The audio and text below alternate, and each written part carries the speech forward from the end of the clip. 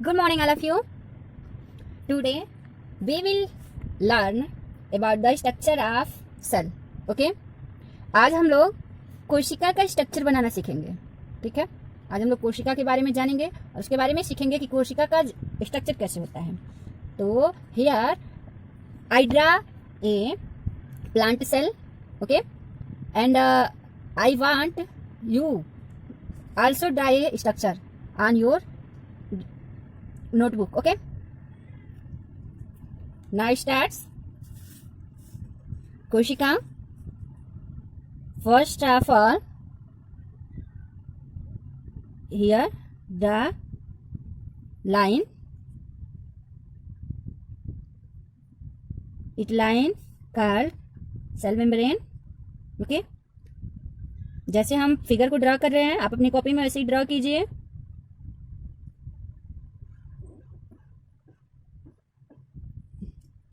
Okay, जैसे हम figure draw कर रहे हैं, आप अपनी कॉपी में ऐसे ड्रा कीजिए. ओके स्टूडेंट्स, हियर स्ट्रक्चर्स इस तरीके से.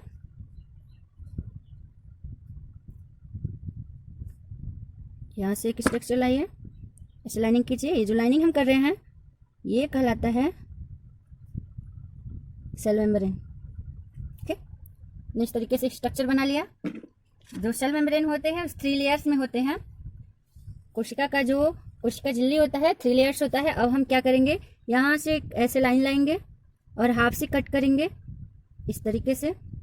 यहाँ लाए, फिर इस तरीके से हम इसको हाफ तक लेके आएंगे यहाँ से, फिर इसको ऐसे आगे बढ़ा देंगे. ओके, जनरली फिर वही प्रोसेस यहाँ से लेके आएंगे, ये आगे बढ़ा देंगे ऐसे, और यही जो है लाइनिंग आगे आएगी. ओके, इस तरीके से पुनः हम ऐसे स्ट्रक्चर में इस तरीके से इसको लेके आएंगे, आगे बढ़ाएंगे, फिर यहाँ से ऐसे हाफ तक लेके आएंगे, फिर यहाँ से मिला देंगे. लाइनिंग यहाँ भी होती है. ओके, पुनः ऐसे स्ट्रक्चर ड्रा कीजिए अपने नोटबुक में, आगे बढ़ाइए इसको. यहाँ से अदर सेल्स जो है वो ज्वाइन करते हैं इस तरीके से.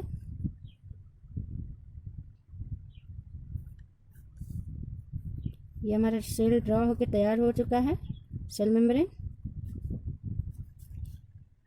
ओके,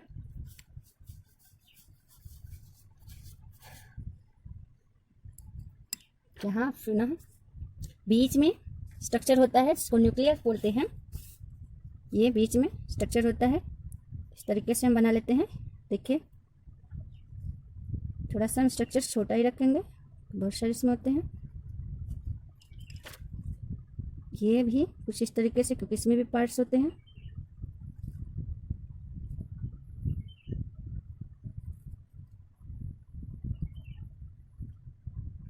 ये हम लोगों का एक तरीके से चौड़ा नहीं होता है, भी पतला ही होता है. इसको आप ड्रा कर लेंगे कॉपी में. ओके, बीच में एक कोर से स्ट्रक्चर होता है. ये न्यूक्लियोलस है. हम नाम लिखते चलते हैं. ये जो है अभी जो हमने ड्रा किया इसको न्यूक्लियोलस बोलते हैं. NUCLEOLUS, nucleolus. ये जो हमने ड्रा किया है ये इसको न्यूक्लियर मेम्ब्रेन बोलते हैं. ये जो हमने ड्रा किया ये क्या है, न्यूक्लियर मेम्ब्रेन. NUCLEARMEMBRANE,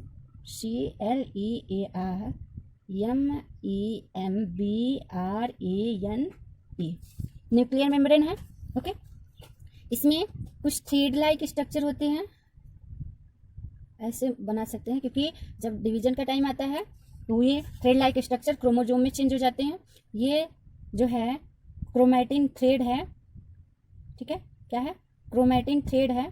इसको हेट्रो थ्रेड भी बोला जाता है. क्या बोलते हैं, हेट्रो थ्रेड या क्रोमैटिन भी बोलते हैं. CROTIN.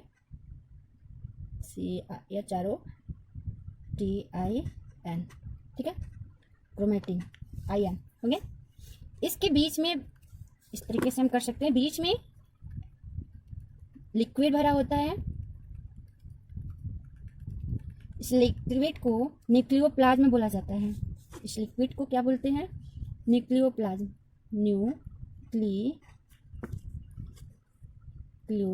PLASM,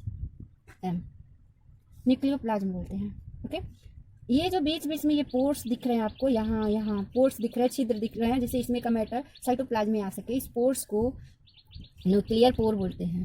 न्यूक्लियर पोर बोलते हैं। ओके, और ये सारे जो पार्ट्स हैं, ठीक है, इस सारे पार्ट को इसमें ये हेटेरो हो गया और यूक्रोमेटिन जो स्टार्ट होता है उसको, और टोटल को जो है, इन टोटल को न्यूक्लियस बोलते हैं। टोटल को न्यूक्लियस बोलते हैं। साइड में आप यहाँ लिख लीजिएगा, वहाँ जगह नहीं इसलिए मैं नीचे लिख रही हूँ, आप नीचे लिख लीजिए यहाँ ऐसे करके, और साइड में लिखिएगा ये जो पार्ट हमने अभी बताया टोटल पार्ट जो है न्यूक्लियस है। ओके, आप वहाँ न्यूक्लियस लिख लीजिएगा, न्यूक्लियस। ओके, ये आप लिख लीजिएगा। अभी हम आते हैं, ये हो गया। यहाँ साइड में स्ट्रक्चर्स होता है इस तरीके से, आप कॉपी में अपने ड्रॉ कीजिएगा। इधर भी इस तरीके से, ये जो अभी हमने फिगर ड्रॉ किया है,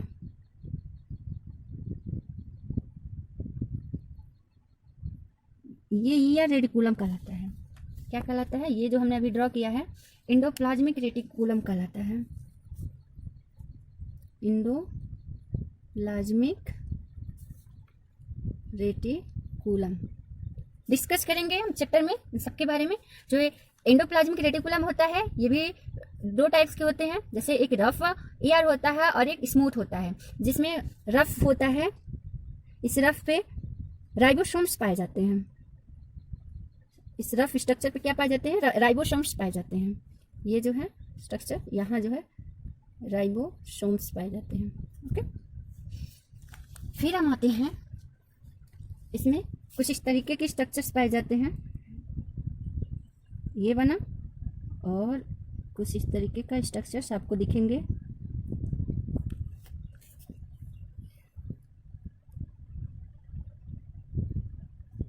ये जो स्ट्रक्चर्स अभी हमने बनाया, इस स्ट्रक्चर का जो नेम है उसको माइटोकॉन्ड्रिया बोला जाता है। क्या बोला जाता है? माइटोकॉन्ड्रिया। ठीक है, क्या बोलते हैं? माइटोकॉन्ड्रिया। या यान भी लिखा जाता है कहीं कहीं, MITOCHONDRIA भी लिखा होता है, तो कंफ्यूज मत करिएगा माइटोकॉन्ड्रिया के। ठीक है, अब प्लांट सेल है, इसमें बड़े बड़े स्ट्रक्चर्स में रिक्तिका वैक्यूल्स पाए जाते हैं। इसका स्ट्रक्चर कुछ इस तरीके से बना लेते हैं, बड़े बड़े स्ट्रक्चर पाए जाते हैं। ये जो अभी हमने स्ट्रक्चर बनाया है इसको वैक्यूल्स बोला जाता है। ठीक है, ये और ये जो खाली स्थान होते हैं उसको वैक्यूल्स बोलते हैं, VACUOLE। ओके, वैक्यूल्स बोलते हैं, VACUOLE। वैक्यूल में होता है खाली स्थान, और इसमें जो द्रव्य भरे होते हैं उस द्रव्य को सेल सेप बोला जाता है। द्रव्य को सेल सेप बोला जाता है। ओके, अभी हम आते हैं, कुछ इस तरीके का डबल हेलिकल स्ट्रक्चर दिखेगा आपको, कुछ इस तरीके का स्ट्रक्चर आपको दिखेगा डबल हेलिकल में, ऐसे। इसको क्या बोलते हैं? क्लोरोप्लास्ट, PLAST, क्लोरोप्लास्ट बोलते हैं। ओके, यहाँ हम एक स्ट्रक्चर बनाते हैं, कहीं कहीं आप देखेंगे कि कुछ इस तरीके का स्ट्रक्चर बना रहेगा।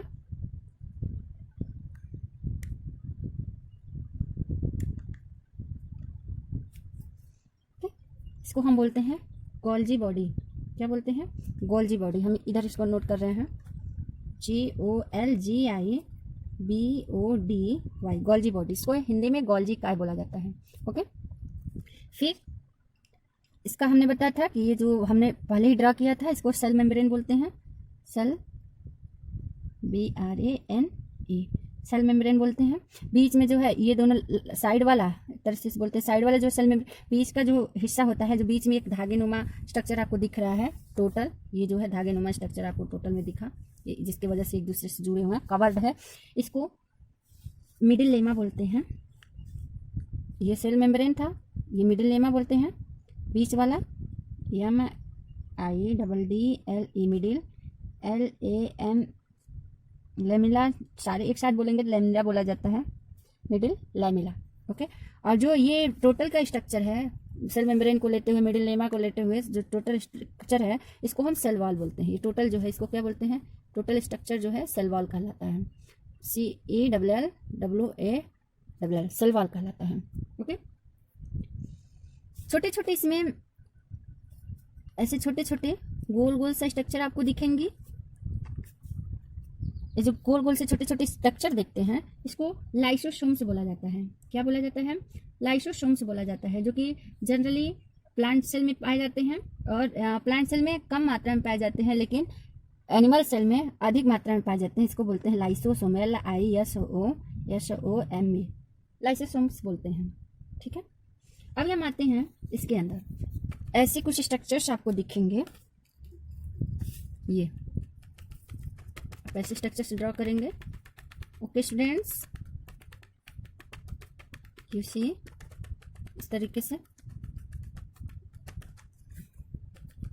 इसको, जो अभी हमने कहा ये लिक्विड होते हैं, इस लिक्विड को साइटोप्लाज्म बोलते हैं। क्या बोलते हैं, साइटोप्लाज्म।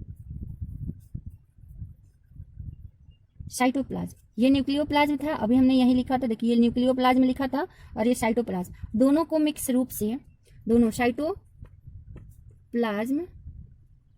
प्लस न्यूक्लियोप्लाज्म, न्यूक्लियोप्लाज्म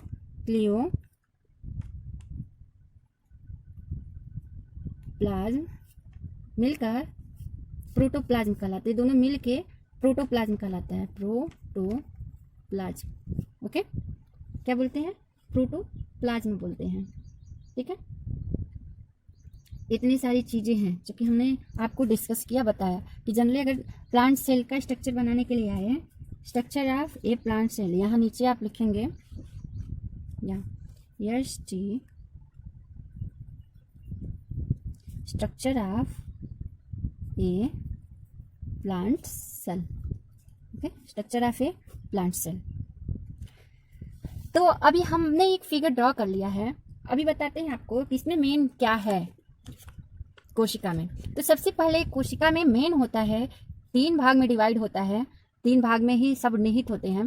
पहला है हमारा ये लास्ट का सेल या सेल मेम्ब्रेन, एक स्ट्रक्चर यहाँ भी होता है इस तरीके से, तो सेल मेम्ब्रेन बोला जाता है इस तरीके से, जो कि द्रव्य को अर्धपारगम में होता है, एक सेल से दूसरे सेल में जाने से ये जो है रोकता है, जाने वाले वस्तु को ही बाहर ले जाने मदद करता है। ठीक है, ये सेल मेम्ब्रेन हो गया।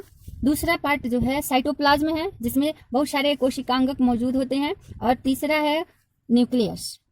क्या है, न्यूक्लियस। ये 3 पार्ट होते हैं, न्यूक्लियस में अंगक मौजूद है, साइटोप्लाज्म में है, और लास्ट का जो है वो मेम्ब्रेनस है।